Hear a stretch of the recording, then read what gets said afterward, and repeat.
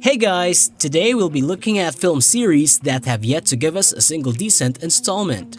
We'll only be including franchises that have at least 3 installments, whether they are part of the same continuity or not, or were released by different studios. We'll also be including spiritual franchises. So guys, in today's video, we are going to discuss top 10 franchises with no good movies. Watch till the end as most of these are well-known franchises. Number 10. The Madea franchise.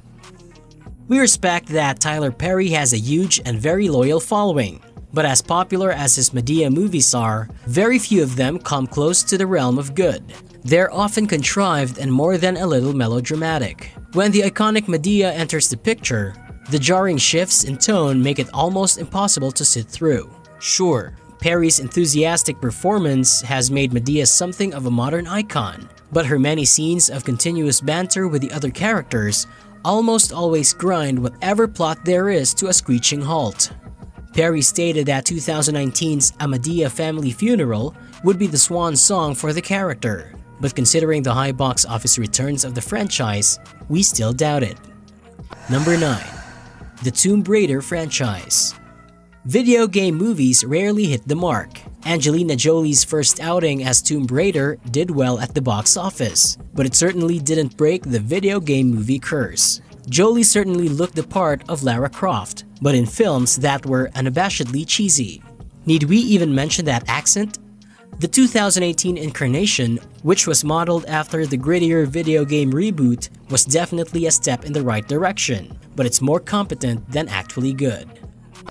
Number 8. The Resident Evil franchise.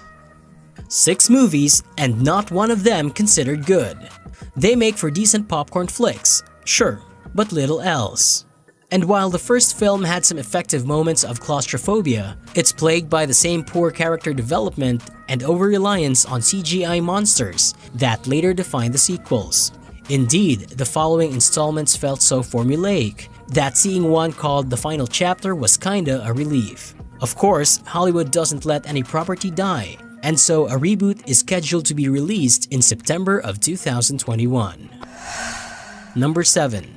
The Atlas Shrugged trilogy.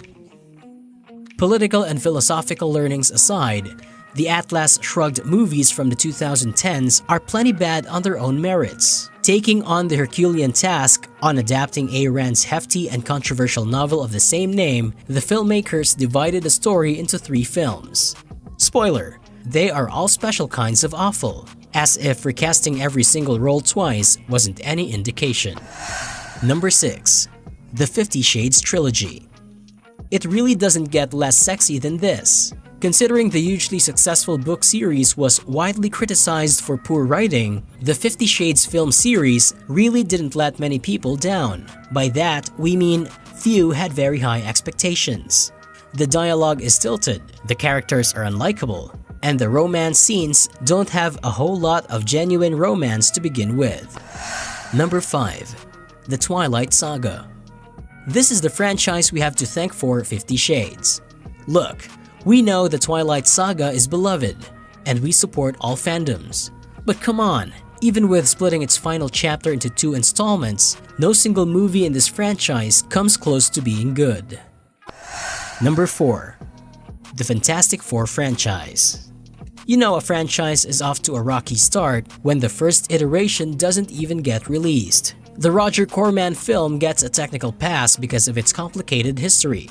But the Fantastic Four films that did make it to theaters all missed the mark in their own right. The Jessica Alba-led movies tried to incorporate plenty of comedy into their depiction of Marvel's first family, but that often came at the expense of exciting action and a compelling narrative.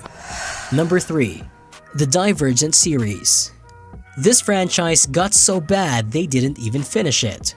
Though the first Divergent movie was fairly derivative YA fare, it did show potential. Sadly, the sequels failed to capitalize on it. Insurgent and Allegiant abandoned the central concept in favor of a lifeless rebellion storyline done better by other YA properties.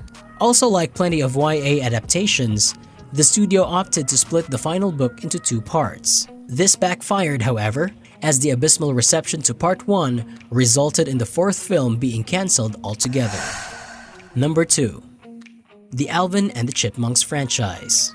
It's fairly easy to pick on the live-action CGI hybrids that were released from 2017 to 2015. With their desperate nature and unending series of saccharine pop songs, they already feel very dated. But the kids kept watching, so we somehow wound up with 4 films. Some of us also remember when the Chipmunks first made it to the big screen in 1987's The Chipmunk Adventure. Number 1. The Smurfs franchise. We go from one live-action CGI hybrid to another. The Smurfs movies are so smurfing Smurf you can't help but smurf. Translation: they were pretty bad. The franchise boasts an impressive voice cast, not to mention the on-screen talent, but no amount of star power can elevate such humdrum material.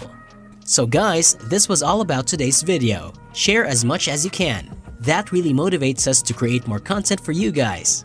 Do hit the like button down there, comment down your views, and do share with more of your friends. Take care, see ya!